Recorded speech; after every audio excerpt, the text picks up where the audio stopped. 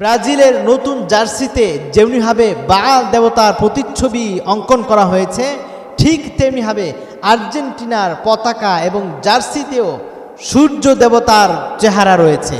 এই যে আর্জেন্টিনার পতাকার মাঝখানে যে একটা সূর্য, আমরা মনে করছি এটা সাধারণ কোনো সূর্য না, এটা সাধারণ কোনো সূর্য নয়, বরং এই সূর্যটাকে তারা স্থাপন করেছে, অঙ্কন করেছে তাদের সূর্য দেবতার সাথে মিল রেখে।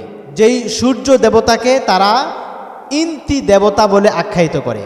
ইন্তি দেবতা, ইনকা নামক একটি সভ্যতা ছিল, সেই সভ্যতার মানুষগুলো সূর্যের পূজা করত, সূর্যকে সেজদা করত।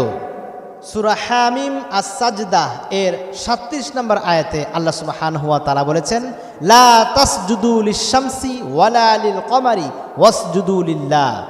তোমরা সূর্যকে সেজদা করো না, চন্দ্রকে সেজদা করো না, তাদের পূজা করো না, ওয়াসজুদু লিল্লাহ, বরং তোমরা একমাত্র আল্লাহ সুবহানাহু ওয়া তাআলার সেজদা করো।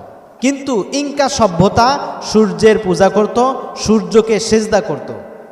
তাদের বিশ্বাস হলো এই সূর্য হলো আলোর দেবতা, এই সূর্যের আলোর মাধ্যমে, সূর্যের তাপের মাধ্যমে মানুষ বেঁচে থাকে, প্রাণীকুল বেঁচে থাকে, উদ্ভিদ বেঁচে থাকে এবং ফসলাদি হয়। তাই সূর্যকে তারা পাওয়ারফুল দেবতা মনে করে, নাউজুবিল্লাহ। এবং আপনারা লক্ষ্য করবেন এই সূর্যের চতুর্পাশে মোট 32টি দাগ রয়েছে। 16টি দাগ হলো সোজা আর 16টি দাগ হলো বাঁকা। এই সোজা এবং বাঁকা দাগের রহস্য কি? এই দাগগুলো নিয়ে তাদের বিশ্বাস কি? সোজা দাগের ব্যাপারে তাদের বিশ্বাস হলো এই সোজা দাগ, সোজা রশ্মি দেবতার সরাসরি আশীর্বাদ অর্থাৎ কল্যাণ, যা উদ্ভিদকে খাদ্য তৈরিতে সাহায্য করে এবং পৃথিবী থেকে অন্ধকার দূর করে দেয়।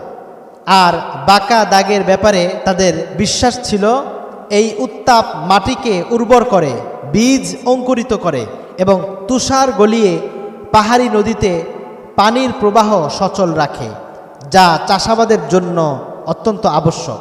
এভাবে তারা সোজা দাগ এবং বাঁকা দাগের ব্যাপারে বিভিন্ন রকমের ভ্রান্ত, কুফুর এবং শিরিকি বিশ্বাস লালন করে থাকে।